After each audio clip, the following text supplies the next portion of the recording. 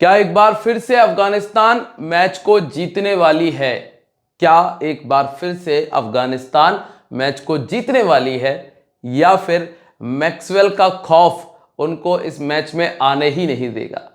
सारी बातें जो जरूरी है इस मैच के लिए वो आपको इस वीडियो के अंदर बताऊंगा। दोस्तों, अगर थोड़ा सा दिमाग लगा लो ना तो मैं गारंटी से कहता हूं कि आप एक जबरदस्त कॉम्बिनेशन खुद से तैयार कर लोगे। पर दिक्कत तो यहां आती है ना कि आपके पास में 20 मिनट का टाइम नहीं है वीडियो को ढंग से बैठकर देखने का। मैंने कल की वीडियो में जो जो बातें की वो मैच में हमने देख ही लिया था, और जो हमने वुमेन्स क्रिकेट की बात की वो भी हमें क्लियर देखने मिल गया था। अब आज मैं बात कर रहा हूं ऑस्ट्रेलिया और अफगानिस्तान के बारे में। सारी चीजें आपको समझाऊंगा, बस थोड़ा सा समझ समझ के वीडियो देख लोगे ना तो आप एक अच्छा कॉम्बिनेशन तैयार कर लोगे। तो अगर थोड़ी सी भी अगर आपको ऐसा लग रहा है कि भाई मैं पैसे लगाता हूं और पैसे का रिटर्न मुझे अच्छा चाहिए, तो वीडियो पूरा देख लेना।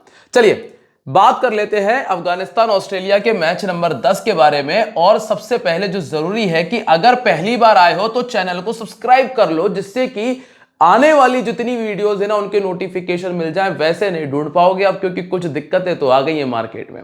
ठीक है, तो एक काम कर लेना, जब भी मुझे ढूंढना हो तो फैंटेसी टैलेंट हब, स्पेलिंग है फैंटेसी टैलेंट हब, सर्च कर लोगे ना तो आपको मिल जाएंगे।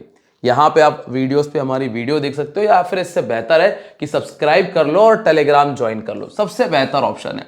क्योंकि यहां पे मैं आपको लिंक दे ही देता हूं। इसके लिए आपको करना है कि वीडियो के जो डिस्क्रिप्शन है, जो मैंने वीडियो का नाम नीचे लिखा हुआ है ना, इस पर क्लिक करो और सीधे आप हमारे टेलीग्राम पे पहुंच जाओगे। वहां टेलीग्राम का लिंक दिया है, क्लिक करो और जुड़ जाओ हमारे साथ में टेलीग्राम पे। चलिए अब बात कर लेते हैं हम सबसे पहले ग्राउंड के बारे में कि ग्राउंड कैसा है। मैच होने वाला है गद्दाफी स्टेडियम लाहौर पे। सबसे पहली चीज आपको बता दूं कि बारिश की संभावना है इस मैच के अंदर। पूरा मैच धुलेगा, एक भी ओवर नहीं जाएगा, 10 ओवर चले जाए गारंटी नहीं है। बारिश की चांसेस हैं। अब वो तो दोस्तों कल ही देखा जाएगा कि बारिश कितनी देर तक होती है। कहने को पाकिस्तान है, और पाकिस्तान में उतनी अच्छी ड्रेनिंग सिस्टम होगी नहीं जहां तक मुझे उम्मीद है। ठीक है, तो यहां पे इस मैदान के ऊपर टोटल हो चुके हैं 70 मैचेस, और 70 मैचेस में से लगभग बराबर का रेशो है। अब बराबर का रेशो रहने का एक बहुत बड़ा रीजन मैं ये कहूंगा कि विकेट है ना बिल्कुल सपाट है। जो थोड़ी सी अच्छी बैटिंग कर लेगा वो जीत जाएगा, या फिर ये कहो कि जो ज्यादा बेहतर गेंदबाजी कर लेगा ना वो जीत जाएगा। मतलब यहां जीतने के लिए ना गेंदबाजी बहुत अच्छी चाहिए, बल्लेबाजी थोड़ी सी अच्छी चाहिए। क्योंकि बैटिंग विकेट है, अगर आप थोड़ा भी समझकर खेल रहे हो ना तो गेंद बल्ले पे आ रहा है। अब यहां पे जो कुछ लास्ट मैचेस खेले गए थे ना, वहां पर अगर आप देखेंगे तो 325 बना।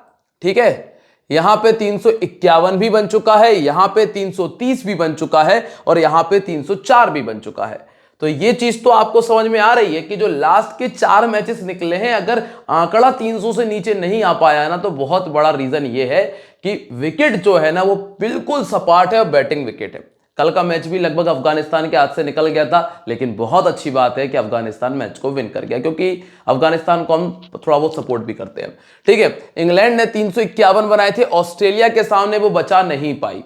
तो ओवरऑल अगर देखा जाए ना तो विकेट पर आप ये देखेंगे कि बल्लेबाज कमाल करेंगे, और बल्लेबाज जब कमाल करते हैं तो ज्यादातर तो बैट्समैन ही कैप्टंसी की चॉइस आएंगे, या फिर कोई ऐसा प्लेयर आएगा जो बैटिंग भी ठीक कर लेता है और ओवर पूरे 10 ओवर डालता है, ओवर पूरे 10 करता हो। जैसा कि आप देखते हो यहां पे कहां गया हमारा वो, उसका नाम क्या था, अजमतुल्ला उमारज़ई दिमाग से नाम निकल गया था। अजमतुल्ला उमारज़ई जो कि 10 ओवर पूरे डालता है, बैटिंग नंबर 5 नंबर 6 पे आ जाता है, और मतलब जिसके पास दोनों तरफ से भरपूर मौका रहता है परफॉर्मेंस करने का। या तो ऐसा प्लेयर हो, या फिर जो थोड़ा सा भी अच्छा प्लेयर है ना, जो थोड़ा भी बेहतर प्लेयर है। जैसे कि मैंने इब्राहिम ज़ादरान के बारे में बताया था कि बेहतर प्लेयर है, बंदे ने 177 का स्कोर किया। जो रूट तो खैर कमाल का है ही प्लेयर। फिर बेन डकेट ने 165 किया, ये भी कमाल का प्लेयर है। इस मैच में जॉश इंग्लिश ने भी स्कोर किया था, प्लस स्टीवन स्मिथ ने भी स्कोर किया था। फिर यहां पर अगर आप आओगे तो ब्रिज्जिक का 150 आया था। केन विलियमसन कमाल का प्लेयर है, उसने 133 कर दिया। ये वाले मैच में ग्लेन फिलिप ने बनाया था, फकर जमान ने 84 कर दिया था। तो ओवरऑल कैप्टन और वाइस कैप्टन बेस्ट ऑप्शन है कि बल्लेबाजों को बना दो, क्योंकि विकेट बिल्कुल सपाट है। अब अगर गलती से विकेट में कुछ बदलाव आ जाता है तो उसके बारे में मैं फाइनल अपडेट आपको टेलीग्राम पे दे देता हूं, तो टेलीग्राम पे रहोगे तो चीजें क्लियर भी रहेंगी। इसके बाद यहां से फास्ट बॉलर और स्पिनर्स की बात करें तो स्पिनर्स को 6 विकेट, स्पिनर्स को यहां 7 विकेट आ गए थे, यहां 8 विकेट आ गए थे और यहां पे 3 विकेट थे। स्पिनर्स को विकेट मिलने के पीछे का जो सबसे बड़ा रीजन है ना, वो सिर्फ ये कह सकते हो कि जब आपको इतना बड़ा स्कोर चेस करना होता है तब नॉर्मली में विकेट फेंक कर जाते हैं बल्लेबाज, और वो विकेट स्पिनर्स के खाते में गिर जाते हैं। बाकी ऐसा नहीं है कि विकेट में बहुत सारे कट्स हों या फिर क्रैक्स हों जिसकी वजह से गेंद टर्न कर रहा हो बहुत ज़्यादा, ऐसा तो देखने नहीं मिला। ना ही तो राशिद खान का बहुत ज़्यादा स्पिन हो रहा था बॉल, ठीक है, ना ही मोहम्मद नबी का स्पिन हुआ। अगर हम इस मैच की बात करें जो 3 विकेट आए भी थे इस मैच में, इसमें एक मोहम्मद नबी को, 2 मोहम्मद नबी को मिल गए थे, एक राशिद खान को मिल गया था। नूर अहमद तो 0 के साथ में फिनिश किया था। अगर पिच से टर्न होता फिर तो नूर अहमद और राशिद खान दोनों ही काफ़ी होते हैं पूरे मैच के लिए, ठीक है। और फिर जो पाकिस्तान अफगानिस्तान की जो टीम है वो भी फिर बेवकूफ़ नहीं है, फिर वो 3 नहीं 4 स्पिनर के साथ में खेलती, ठीक है। तो ये चीज़ तो आपको क्लियर है कि जो विकेट है ना वो बल्लेबाजों के लिए ज़्यादा अनुकूल है। गेंदबाजों को विकेट मिल जाए तो वो बल्लेबाजों की गलती से मिल सकता है। इसके अलावा पावर प्ले में यहां तो खैर स्थिति खराब थी, यहां पर 1 विकेट था, 46 run 1 wicket, 50 run 1 wicket, 42 run 2 wicket, 50 run 1 wicket और यहां पे 70 रन थे। तो ऑलमोस्ट 1 विकेट देखने मिल जाएगा आपको पावर प्ले में। और लगभग अगर ऑस्ट्रेलिया बैटिंग कर रही है ना तो 50 रन तो मान के चलो, 50 से 60 रन, तो अगर 50 का आंकड़ा आता है तो यस कर दो, 50 यस, 55 तक यस करके चलो, कोई दिक्कत नहीं आएगी अगर ऑस्ट्रेलिया बैटिंग कर रही है तो उम्मीद तो यही है कि 50-55 बन जाएंगे। तो अब मुझे समझ में आ रहा होगा कि आपको ये सारी चीजें क्लियर होंगी। अगर हमने ग्राउंड रिकॉर्ड आपने बेहतर समझ लिया ना तो इससे आपको ये क्लियर हो जाता है कि कैप्टन वाइस कैप्टन के लिए बल्लेबाजों की तरफ भागे या फिर गेंदबाजों की तरफ भागे, स्पिनर लेने हैं या फास्ट बॉलर लेने हैं, और कौन से नंबर के प्लेयर स्कोर करते हैं। तो यहां एक और चीज मैं आपको बता दूं, नॉर्मली जब विकेट अच्छा है तो जो टॉप ऑर्डर है ना वो आपको बेहतर करके दे जाता है, क्योंकि विकेट अच्छा है, विकेट नहीं गिर रहे, ना पिच से मूवमेंट है कि बॉल बहुत ज्यादा स्विंग हो रहा हो, ऐसा भी नहीं है। तो इसीलिए ऊपर के बल्लेबाज जो होते हैं ना वो नॉर्मली आपको बड़ा स्कोर करके दे के चले जाते हैं। अगर वो ज्यादा ही बड़ी गलती कर दें तो एक अलग बात है। अब बात करें अगर दोनों टीमों के हेड टू हेड मैचेस के बारे में, ऑस्ट्रेलिया ने अफगानिस्तान ने जो लास्ट मैच खेला था 291 बनाया था, ऑस्ट्रेलिया ने अकेले मैक्सवेल ने ये मैच हराया था जिसमें उसके 201 रन थे। और इस मैच में भी इब्राहिम ज़ादरान का 129 का स्कोर था। राशिद खान के 2 विकेट थे, 2 विकेट नवीन उल हक ने निकाले थे, 2 विकेट थे ओमार जई के, और जॉश हैजलवुड ने 2 विकेट निकाले थे। फिर यहां पे रहमत शाह का 43, गुलबदीन नईब के 31, अफगानिस्तान ने टोटल 207 बनाया था, जिसमें एक एडम जाम्पा 3 विकेट अकेले ऐसे प्लेयर हैं जो ये मैच खेल रहे हैं। बाकी तो खिलाड़ी इस मैच में नहीं है तो उनका रिकॉर्ड देखकर भी कोई विशेष फायदा होना नहीं है। चलिए अब बात कर लेते हैं अफगानिस्तान की टीम के बारे में। अफगानिस्तान के पास में बल्लेबाजी कहां तक है, यहां तक है। बल्लेबाजी इनके पास भरपूर है और गेंदबाजी देखी जाए तो गेंदबाजी में भी इनके पास में कोई कमी नहीं है। अब पावर प्ले के अंदर आपको फजल हक फारूकी मिलते हैं, साथ में आपको मिलते हैं मोहम्मद नबी, साथ में आपको मिलते हैं अजमतुल्ला ओमार जई। डेथ ओवर में लगभग सभी गेंदबाजों का इस्तेमाल हो गया है, 1-1, 2-2 ओवर्स के लिए। अब यहां पर अगर ग्राउंड रिकॉर्ड की बात करें तो जो पिछले 2 और 3 मैचेस खेले हैं इस टीम ने वही इनका ग्राउंड रिकॉर्ड है, जिसमें इब्राहिम ने क्या कर दिया, एक 50 बनाया है, एक शतक बनाया है। बाकी रहमत शाह ने 3 में 82 किया और नबी ने 3 में 108 किया है। बाकी शाहिदी और ओमार जई ने भी 40-40 का स्कोर कर दिया। फिर असमतुल्ला ओमार जई 5 विकेट इस मैदान पे पिछले मैच में निकाल कर आए हैं। नबी ने 3 में 2 विकेट निकाल दिए, गुलबदीन नईब ने 3 में 6 विकेट निकाल दिए, राशिद और फजल हक फारूकी 3 में 3 और 3 में 1 विकेट है। अब पहला नाम है गुरबाज का। गुरबाज ने क्या किया, गुरबाज ने ये किया है, पिछले मैच में भी फ्लॉप, उसके पिछले मैच में भी फ्लॉप। लेकिन एक बात जो जरूरी है कि गुरबाज किसी भी एक टूर्नामेंट में एक अच्छा स्कोर करते ही करते हैं। अगर वैसे तो इनका लास्ट मैच है, चांसेस है तो आपको करना ये है, स्मॉल लीग में तो जगह नहीं बन पाएगी क्योंकि आपके पास ऑप्शन बहुत सारे सेफ ऑप्शन हैं, लेकिन मैं बात कर रहा हूं ग्रैंड लीग की, और ग्रैंड लीग में दावेदारी पेश करेंगे ये कप्तानी की। ग्रैंड लीग में कप्तानी की दावेदारी है क्योंकि मैं इनसे एक टूर्नामेंट में एक अच्छे स्कोर की उम्मीद करता हूं। ऑलरेडी 2 फ्लॉप निकल चुके हैं। अब अगर ऑस्ट्रेलिया के सामने देखो तो एक पारी में 21 रन, इनको परेशानी होती अगर कमिंस होते, स्टार्क होते, और पैट कमिंस स्टार्क में से कोई होता है, हेजलवुड होता, तो ज्यादा बड़ी दिक्कतें हो सकती थी। लेकिन यहां पे अगर कोई परेशान करने वाला गेंदबाज है तो एक गेंदबाज है, वो है बेन डुआर्सिस। स्पेंसर जॉनसन एवरेज, लेकिन बेन डुआर्सिस ज्यादा परेशान कर सकते हैं। तो कुल मिलाकर चांसेस हैं कि अगर पहले बैटिंग करने आ जाते हैं तो 3 बार जो 50 बनाया है, 4 बार जो 100 बनाया है, वो आपके लिए ज्यादा कारगर साबित हो सकते हैं, सिर्फ पहले बैटिंग के लिए, ध्यान रखिएगा। नंबर 2 पे है इब्राहिम ज़ादरान। ये खिलाड़ी तगड़ा है, मैं पहले भी कई बार कह चुका हूं, आप मेरी पुरानी कितनी भी वीडियोस उठाकर देख लेना, जब आपको मन करे, जो आपको मन करे, जिसमें इब्राहिम ज़ादरान खेल रहा हो, मैंने एक लाइन हमेशा कही है कि ये खिलाड़ी अफगानिस्तान का शुभमन गिल है। ग्राउंडेड खेलता है, हवा में खेलने को जाता नहीं है, पूरा टाइम लेता है अपना स्कोर करने में, इसलिए इस खिलाड़ी को छोड़ना बेवकूफ़ी हो जाती है, क्योंकि ये नॉर्मल में भी अगर थोड़ी देर खड़ा रहता है तो 30-40 करके जाता है। इसीलिए इब्राहिम ज़ादरान टीम में है। और वैसे भी खैर अब तो सिलेक्शन परसेंटेज बढ़ ही जाना है पिछले मैच के बाद। दोनों इनिंग्स में बेहतर स्कोर है, इनको लेफ्ट आर्म मीडियम ने परेशान किया है। अब आपको यह ध्यान में रखना है कि इनको परेशान करने वाला जो गेंदबाज है वो सामने वाली टीम में एक नहीं 2 हैं, एक है बेन डुआर्सिस और एक है स्पेंसर जॉनसन। 150 गेंदों में मतलब लगभग 23-24 ओवर, 24 क्या 25 ओवर, सीधा सीधा बन रहा है, 25 ओवर में 5 बार आउट हुए हैं। दिक्कत है लेकिन उतनी बड़ी दिक्कत नहीं है, लेकिन हाँ बस ये है कि रन नहीं बना पाए, या तो बॉल को लीव करेंगे, प्लेट करेंगे, डिफेंस करेंगे, इससे ज्यादा कुछ नहीं है। ठीक है, नंबर 3 पर आपको कौन मिलता है? सदीकुल्ला अटल। अब कहने को तो दोस्तों ये खिलाड़ी बहुत अच्छा है, मैंने मतलब जो मैंने इसको खेलते हुए देखा है, लेकिन अब पिछले 2 मैचेस में जो स्ट्रगल नजर आया है उसकी वजह से मैं छोड़ रहा हूं। बाकी मुझे ये खिलाड़ी बेहतर लगता है, जो इसका खेलने का तरीका था पहले में, जो मैंने, अब मैं बार बार रिपीट करने का फायदा है नहीं है, अगर जो रेगुलर वीडियोस देखते हैं उनको पता है कि मैं किस टूर्नामेंट की बात कर रहा हूं और किस मैच की बात कर रहा हूं। ठीक है, खिलाड़ी अच्छा है।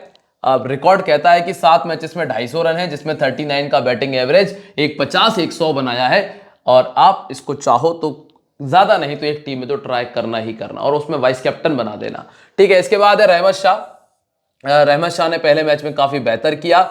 दोस्तों यहां से जितने भी खिलाड़ी बैटिंग करने आएंगे, पिछले मैच की भी अगर मैं बात करूं, मतलब अटल से लेकर सदीकुल्ला अटल से जो शुरुआत होती है बल्लेबाजों की, जिसमें सदीकुल्ला अटल, रहमत शाह, हसमतुल्लाह शाहिदी, ये 3 प्लेयर ऐसे हैं जिनको फास्ट बॉलिंग बिल्कुल भी जज नहीं हुई।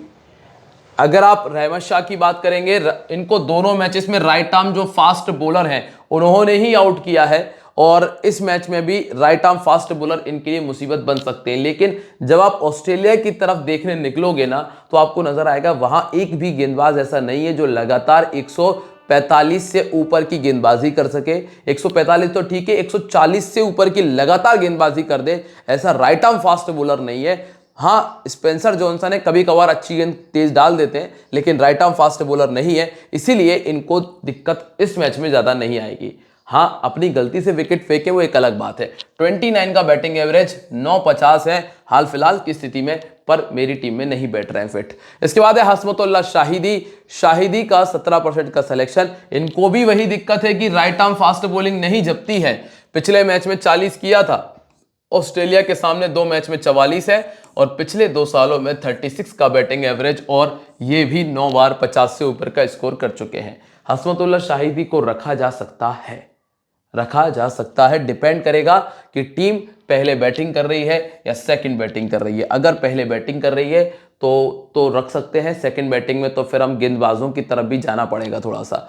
इसके बाद है दोस्तों अगला नाम अजमतुल्लाह ओमारजई। एक और बात, मैं अगर आपको चाहिए इस मैच में भी ग्रैंड लीग के कॉम्बिनेशंस, तो मुझे कमेंट में बता दीजिएगा। पिछले मैच में आप लोगों ने कहा था चाहिए, मैंने बकायदा शॉर्ट भी डाला, रील भी डाली, प्लस आपको मैंने एक अलग से वीडियो भी दे दिया था। तो इसीलिए अगर आपको चाहिए इस मैच में भी ग्रैंड लीग के कॉम्बिनेशंस, तो मुझे कमेंट में जरूर बता दीजिएगा। अब यहां पर देखें, 26 पारियां, 52 का बैटिंग एवरेज। दोस्तों ICC player of the year थे, तो कोई नो डाउट क्यों थे, कारण आपको समझ में आया होगा। पिछले मैच में 5 विकेट मारे बंदे ने, 40 रन बनाया, दोनों हाथ से स्कोर किया। तो ये स्मॉल लीग में भी कैप्टनसी का काम फिर से रिपीट कर सकते हैं, क्योंकि जब आप ऑस्ट्रेलिया की तरफ देखोगे ना, तो आपको एक भी प्लेयर ऐसा नजर नहीं आएगा जो बिल्कुल भरोसेमंद है और जो आपको 50 बनाकर दे ही जाए। अब इनसे ये उम्मीद है कि चलो 50 नहीं बनाएंगे, हाँ अगर 20 रन बना दिए, 25 बना दिए और 2 विकेट निकाल दिए, एक भी निकालते हैं ना, तो वो 50 रन वाला जो काम है ना, वो लगभग पूरा हो जाएगा। और इसीलिए ये खिलाड़ी कैप्टनसी का काम करने वाला है मेरे लिए। लेग स्पिन के सामने बैटिंग एवरेज 13 का है। एडम जाम्पा इनको परेशान करेंगे और 5 बार 50 से ऊपर का स्कोर पहले बैटिंग करते हुए बनाया। फिर आते हैं मोहम्मद नबी। 50 ओवर के मैच में मोहम्मद नबी का जरूरी है टीम में होना।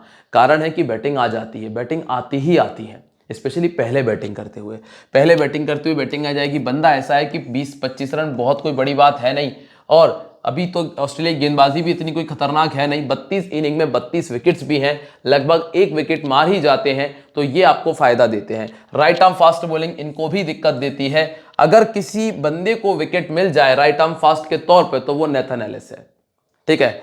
इसके बाद गुलबदीन नईब, इसको छोड़ दीजिएगा, ये रिस्की ही पिक है, मतलब इस पर तो दिमाग नहीं लगा रहा हूं। आपने स्क्रीनशॉट नहीं लिया हो तो स्क्रीनशॉट ले लेना, इसका स्कोर कार्ड आप खुद देखना आराम से बैठ के तसल्ली से, ठीक है।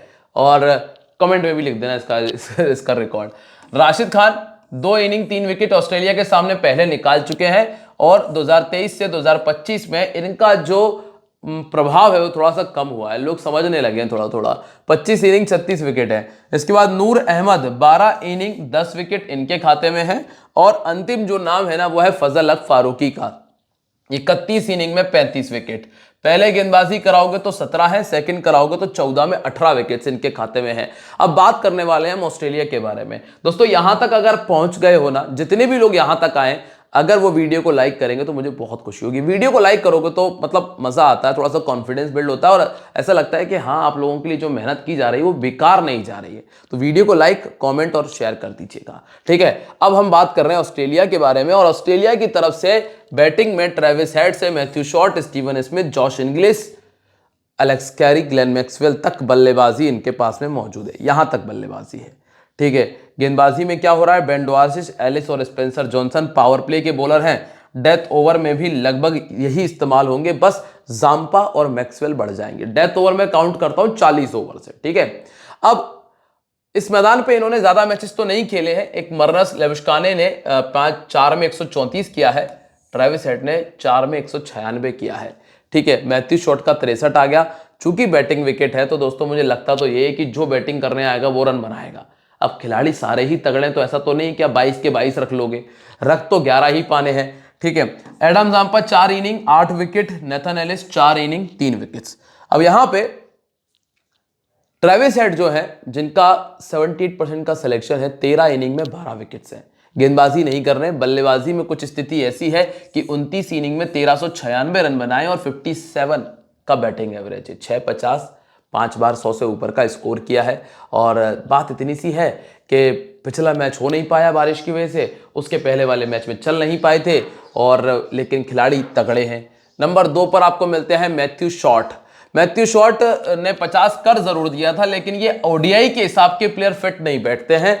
अब 2 50 किए हैं, दोनों सेकंड इनिंग में किए। लेफ्ट आर्म मीडियम दिक्कत देता है, फजल हक फारूकी यहां पर हैं। अजमतुल्ला ओमारजई और गुलबदीन नईब के पास में भी मौका है कि आउट कर दें, क्योंकि अभी तक तो इतना अच्छा खेला नहीं है इन्होंने। तो मैथ्यू शॉर्ट को मैं अपनी स्मॉल लीग की टीम में नहीं रख रहा हूं, चाहे उन्होंने पिछले मैच में 50 बनाया था। इसके बाद नंबर 3 पर है स्टीवन स्मिथ।